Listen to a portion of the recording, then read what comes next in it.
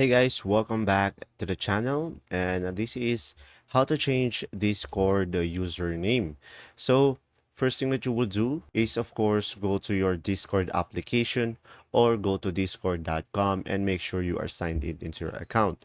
So now from here, just simply go to the user settings down below over here, guys.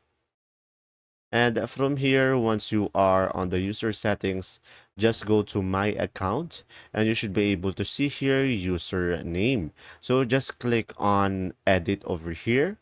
And from here, just simply provide the username that you prefer. And once you have provided it, let's say I'm going to go for video tutorial. And as you can see, when the username is not available, it will ask you to try adding numbers or underscore or period. So I'm going to go for 123. And from here, just simply provide the current password that you have. And after that, you can just click on done. And from there, you'll be able to change your username. And there you go. If this video was helpful, please like and subscribe. And thanks for watching. See ya.